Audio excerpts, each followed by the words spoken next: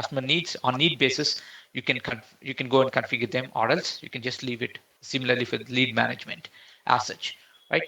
So and these tasks might be deleted, but it's not recommended to delete, because deleting is basically um, um, um, so when you delete a task from a implementation project, so there are possible chances that you might miss the task completely in your complete implementation.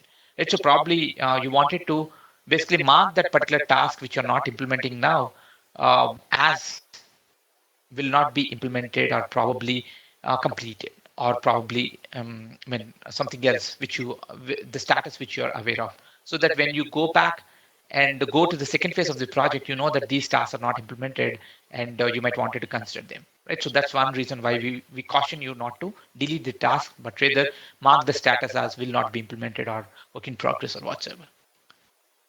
So so other tasks I think I already talked about. Um, and so importing and exporting setup data. So we said that why we want to create a notion of implementation project is basically you can use setup and maintenance to import and export these projects and move it to a different environment, right? So that's one of the reasons why you wanted to create a implementation project. So as it says, export setup metadata from one environment and import into another environment. So how you do that using manage configuration packages and manage export and import processes. So we'll see these two sections when we talk about migration, which is on day 3, right? So you'll get to understand how this tool can be used for moving data from one environment to another environment. So some more information on talking about setup and maintenance, right? So when we go to setup and maintenance, you come across a lot of different kinds of tasks, right? So our whole intention of this particular small session is to basically make you understand what kind of tasks you come across when you go to setup and maintenance, right? So as mentioned in the slide here, um, some of the tasks might be profile options, some of the tasks might be lookups, some might be them can be classifications as such. So what are these? What we call it as profile options, lookups, and classifications. So we'll talk about that in detail now. So what is profile options? So profile options you can think of like a global variables, right? As mentioned in the slide. So in your Fusion applications, because profile options it avoids writing hard-coded logic, and it allows the implementation team at the site to decide the values of those variables. So what does it really mean is, for example, you have requirement. Your customer says always put the close date for an opportunity 30 days after the creation of an opportunity, right? So that's what we call it as close window. Your customer might ask, win-loss reasons needs to be given by the sales representative as and when he wins a specific opportunity or loses an opportunity, right? So the other requirement can be that your customer asks, please configure the process of opportunity management in such a way that um, um, always allow sales reps to enter, mandate sales reps to enter the competitor information whenever they are closing an opportunity, because the system want to capture maximum information why an opportunity is lost or won or whatsoever, right? So for later reporting, right? So these are all requirements which your customer might ask. But having said that, so how do you configure this, right? So we have profile options to basically point click profile options to basically allow you to toggle these configurations. So that's what we call it as profile options. So you can use profile options as toggling, basically acting like global variable. So whenever a sales rep basically tries to close an opportunity, right? So the process basically checks for these profile options and see which of these profile options are enabled, and accordingly the behavior change will happen for that particular process as such. So that's where profile options comes very handy in nature. So these are some examples. So how do you access these profile options, right? So you can access these profile options. So if we go to our quick setup sales, right? So let's say we use this project for across your discussion. If you go to our quick setup sales, so this is the implementation project you're working with.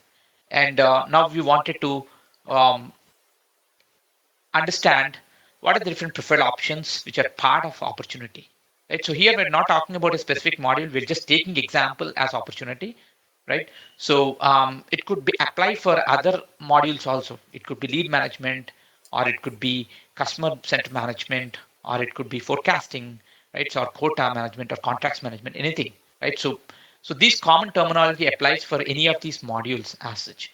So we're just taking example as opportunity.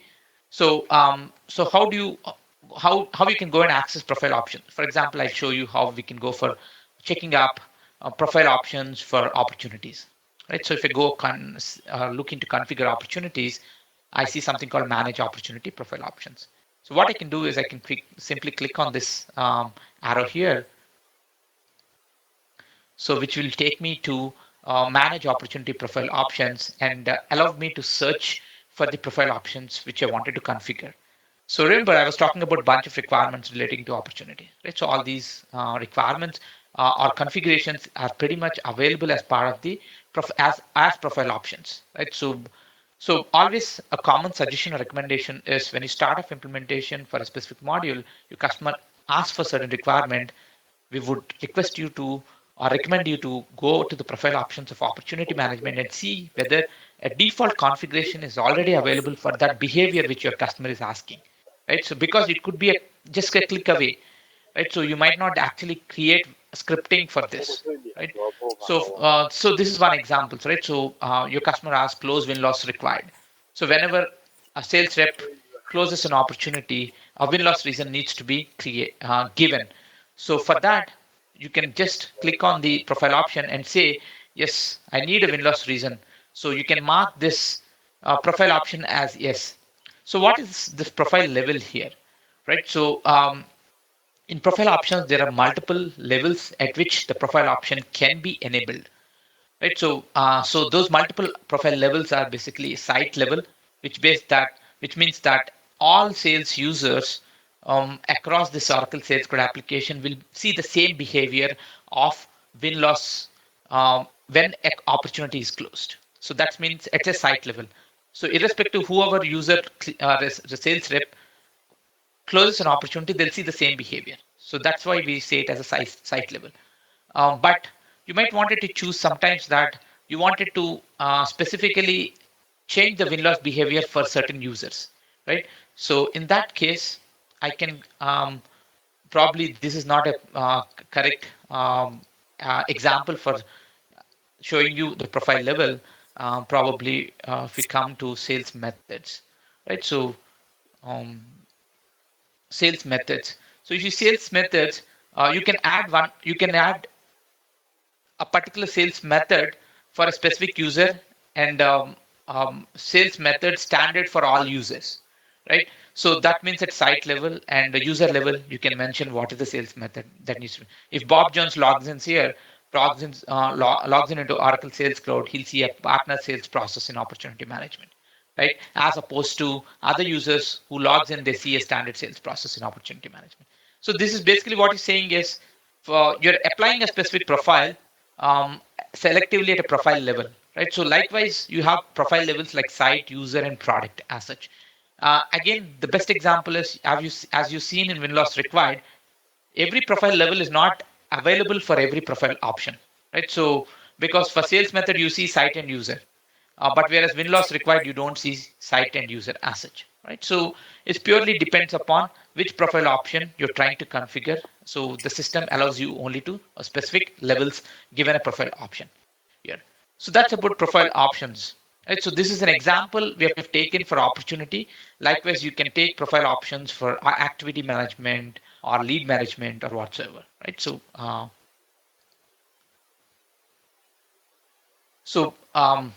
I think we kind of preempted this slide with the demo.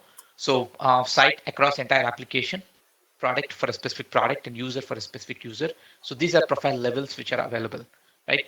And if a user tries to edit a profile, he will be editing at a user level. If